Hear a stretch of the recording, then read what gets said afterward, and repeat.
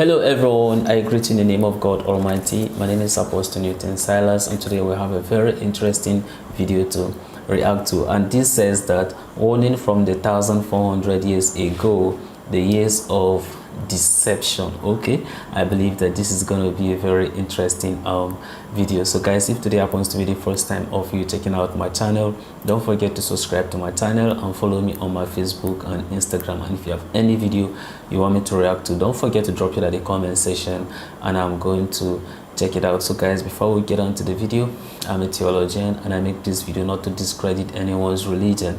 This is basically for educational purposes, and I believe that at the end of this video we all are going to learn from this. So let's get on to the video and check out this video, the years of deception. That's the DAJJAL, I guess. Allah Ta'ala narrated in his Musnad, his great collection of hadith, on the authority of Abu Hurairah radiyallahu anhu, قال رسول الله صلى الله عليه وسلم إن من ورائكم سنون خداعات أو خداعة يصدق فيها الكاذب ويكذب فيها الصادق ويؤتمن فيها الخائن ويخون فيها الأمين وينطق فيها الرويبضة. قالوا وما الرويبضة يا رسول الله؟ قال السفيه يتحدث في أمر العامة. So this authentic hadith, collected on the authority of Abu Hurairah radiyallahu anhu, that Allah's Messenger sallallahu alaihi wasallam said that ahead of you there will be years of deception. During these years of deception, those who are truthful will not be accepted or believed, and those who speak lies will be believed and accepted. Those who are trustworthy will not be held in trust, and those who lack trust, who are not worthy of trust, will be trusted and looked up to. And during these years, al-ruwaybida, a specific type of person, will open their mouth. So they asked, what is al-ruwaybida, O Messenger of Allah? What is this? He said, a foolish person speaking about public affairs, speaking about matters of great importance that concern everyone. So he says, ahead of you, he's speaking to the companions, that in later times there will be years of deception. So the general characteristics of the years, that there will be deception. The years are not deceptive themselves, but the people, the population, the lifestyle, the values, the cultures of people will be deceptive. And deceptive means that the way they look is not reflective of their reality. That's what deception is. Their reality does not show. On the contrary, the looks is beautiful, is attractive and pleasant, yet the reality of these years and whatever they contain is something that is way worse than that. And being deceptive means that your natural level of perception will not be able to see through that facade. Many people think deception, okay, yeah, I can figure this out. No, deception means most people will fall for the deception. They won't see it. Just like the hypocrites are deceptive people. When you see them, you see believers.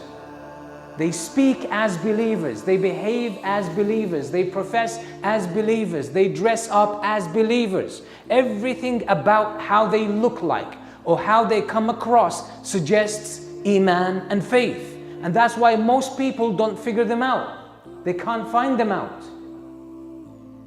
but their reality is disbelief. That's what deception is. So years of deception means most people won't realize their reality and the truth of these days. They will fall for the deception. They will be taken for a ride. That's what it means to have years of deception. Then the Prophet ﷺ goes on to explain how this plays out, how this deception plays out. Those who are truthful, those who speak the truth, those who act in truth, those who remain true to human nature and the true values that humans are supposed to live according to. Those who live in truth, those who act in truth, those who speak the truth will be looked down upon. Why? Because they will contradict the popular narrative that is prevalent in a society and a community. And because they go against it, they're not seen to be trustworthy. They're not seen to be saying the truth. They will be the anomaly. They will stand out. They will be ostracized. They will be persecuted. Accusations will be thrown at them. They will be given names. They will be seen to be the anomaly, wrong. Why? Because they don't fit in. And that means most people will derive their standards, their values from what is prevalent in society, from the norms, from the dominant culture and narrative. So if a crime becomes normalized and practiced by the majority of society or approved of by the majority of society, even though it's immoral, when you speak out against it, you are ostracized. You are criminalized. And not only by bad people, but by the majority. Because the majority will fall for the deception. The reference point for them comes from society. Whatever people hold on to, whatever people live according to, then that's it. So they lack the moral principles. They lack the absolute nature of truth versus falsehood, morality versus immorality. Even if most of society departs from true human nature, there will be people who will speak the truth. There will be people who refuse to be intimidated by the majority, and they will hold on to the principles. And these people will be accused of being liars, immoral, and so on and so forth. Whereas people who embrace immorality, falsehood, people who don't even speak the truth, they will be held in high esteem. They will be looked up to. They will be role models in society. They will be celebrated. That's the deception, but most people won't see it. Most people will see the immoral ones, the liars, they will see them as the pinnacle of society. And then they will look down upon those who speak the truth and stand up for the truth. Most people will fall for that. And it won't occur to them that we are contradicting the truth, because they will see that the majority is upon the truth. Then those who are trustworthy, those who deserve to be trusted and held in trust, they will not be trusted. They will be held in doubt and suspicion.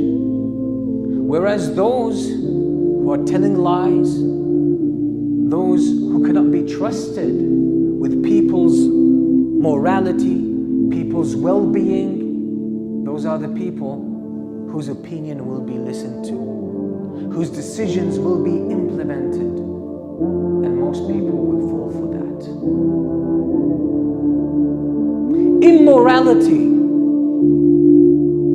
becomes celebrated as the best style of life and the best way to live. So the scales are altered, everything is reversed. These are the years of deception. We have to be ready. We have to take necessary measures to protect ourselves from the deception, because once you fall into this deception, you become part of the machine of deception, and you will start fighting the truth unknowingly, because you're living from a state of ghafla, unconsciousness, unawareness. You have fallen for the deception. You have become one of its tools to propagate it and promote it more. So it's important for us to live our lives conscious, being aware, and not become desensitized to that deception. And one important principle in order to protect ourselves from that is to carefully calculate and be very meticulous about where you take your standards from. Your value system, where does it come from? What is it based? Is it based on social evidence and how the majority live? Or do you have more absolute sources for your principles, your values, and your morality?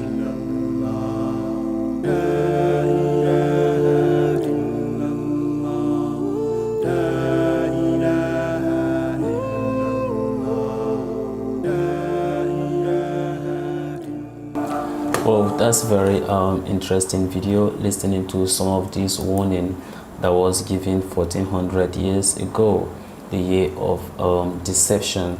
And the Bible have says in this word that when the righteous rule, that the people rejoice, but when the wicked ones rule, the people suffer. In most of our nations nowadays, of course, we are being ruled by the wicked leaders, and that's why this video was talking about, you understand, this deception. These leaders, you understand, will be there. They will be making laws, making major decisions that don't even favor the people who are saying the truth. And that's why some of these people pervert justice. They feels like they are above the law, and that's why you see the laws are always for the poor. It is only the poor that always suffer from this kind of leaders. And some of these things, of course, we are experiencing some of this injustice, you understand, in our nations, you understand. Today, these are the signs of the end time that have already foreseen by Prophet Muhammad, may peace be upon him. This is the situation we have found ourselves. So much corruption and deception in all our society, coming from both the men and the women. These are the things, you understand, that are happening. Things, you understand, that are supposed to be this way, they will make you to see falsehood to look like what? The right one. For instance, if I should speak a little bit, let me offend the women a little bit. You could see like a woman which is maybe more or less 40, or shall I say 50, 60 years, right? But the kind of makeup and the design they are going to make, it will make you even think that this woman is even in her 20s and in her 30s, whereas this woman is so old. And so many men, you understand, whom are too moved by some of these things, because like they rightly says that men are moved by what they see. So for some of the men, you understand, that are moved by some of those things, you understand, have fallen victim of some of these things. Why? Because of this excessive, you understand, makeup. We are not saying that you should not do those, at least normal light makeup and all that, but I believe that you listening to me understand what, or the angle I'm coming from. So much deception, so many things, you understand, happening, and even in our places of worship. And that's why, you understand, it's been says in the book of Jude, right? Jude makes us to understand that what this Antichrist has even crept into the places of worship, and they are making doctrine and misleading people, you understand, to hellfire. Some of these things, you understand, we are all, you understand, aware of some of those things, you understand, happen even in the places of worship. It's not only about some things only happen in the society. No, these are some of the things that actually creep into the places of worship, and all these things, you understand, are happening. No wonder they keep making, you understand, laws in the palace parliament that do not, you understand, favor us. Why? Because of the kind of people who are in the affairs of the people. The leaders are there. They are not the ones that are supposed to be there, and that's why everywhere is what corrupt. Before you can be able to like attain to a particular position, you see people would bribe themselves before they can be able to get to such a position. So if you look at and understand the process in which that person get to that position was a bad one, right? So what did you expect? The person is going to build on some of the foundations that have already been laid over there, and then that's how, you understand, all these things, you understand, keep happening. And that's why you see what the people would keep suffering. And that's why the Bible see all these things, in a sense, to prove the word of God. That's why it says that when the righteous rule, the people rejoice. Else otherwise, once is the wicked, everybody would suffer. And these are the some of the situation, in a sense, we have find ourselves today in our society. And all these things, in a sense, have already been foretold. And that's why what we are experiencing some of these things. And that's why it's been expected that what we should not be carried away of what is happening right now. Let's just know that we are here on a temporal basis. Let's not be carried away by the material things. Let's know that our reward is not here on earth, but actually in heaven. And the most important thing is for you to make it to Jannah and to also see the face of God and see your Creator for who He is. What a joyful experience, what a wonderful experience for me and you to be able to witness and to see the person who created us. You know, isn't that going to be beautiful? Of course, I would love to experience this, and I will keep praying that may God continue to help me in my dealings, my deed here on earth, for Him to help me, for Him to help me and you, so that we can be able to make it to the eternal paradise. So guys, I believe that some of you will have a lot of contribution to make concerning this video. I would like to see them at the comment section, and God will bless you as you do so. Amen. So see you in my next video. Bye bye.